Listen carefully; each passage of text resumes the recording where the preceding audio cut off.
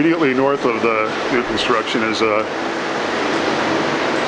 row of 4 Victorian row houses. Southernmost one, 2047, was a ramshackle 3-flat when I bought it and gutted it into a single-family home that was at the time my dream home. It's all modern on the inside, an interior skylit court that soared up 28 feet to a pyramid skylight in the center to pour light into the place. What attracted me to this, in addition to the fact that it was brick and it was on a beautiful street, was that the row houses are an unusual 25 feet in width. So that gave a lot of additional space on the interiors. The 2 row houses immediately to the north were owned by my neighbor Tom.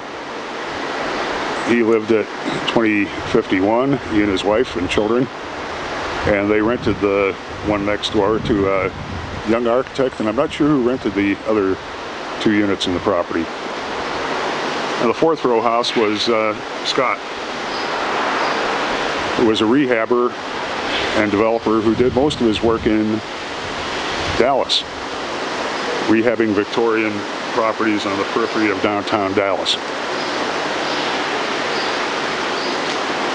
Across the street, Katerina and Joe were among the neighborhood favorites. Katerina spent a good chunk of the year making, freezing, storing, preparing the best homemade Italian sausage I've ever eaten.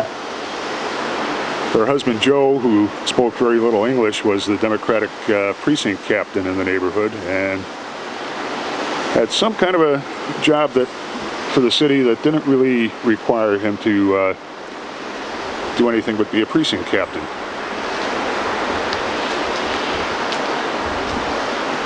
Katerina and Joe were the first of the neighbors to welcome us to the neighborhood by bringing gifts.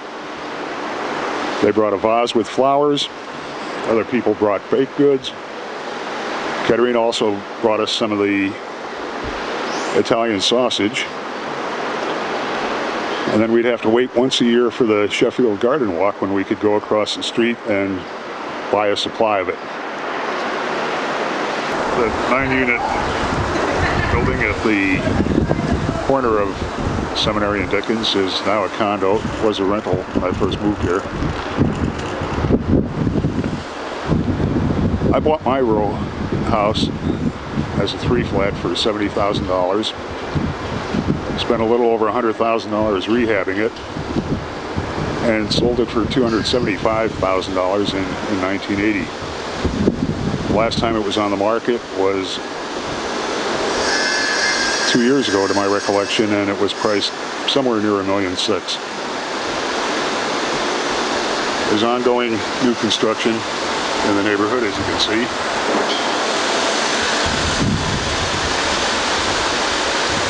It's easy at this point in time to take the redevelopment of this area for granted, but it was far from certain when I first moved over here. A number of factors contributed to the change. One, the explosive baby boomer moving to Chicago population, proximity to the L, certainly the beauty of the architecture.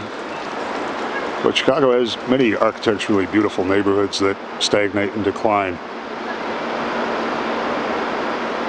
The original Mayor Daley, allegedly, no one's ever historically validated this, made a deal with DePaul University to keep them from leaving Lincoln Park and the crime and devastation around it,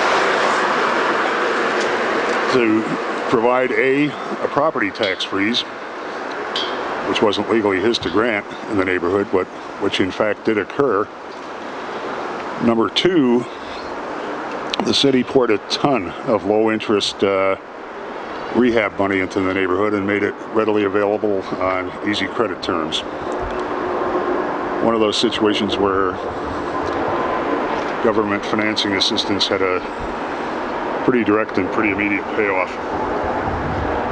And of course, the final thing that drove the development of the neighborhood was Chicagoans' endless willingness to pioneer and experiment, especially if they can find a beautiful block to do it in.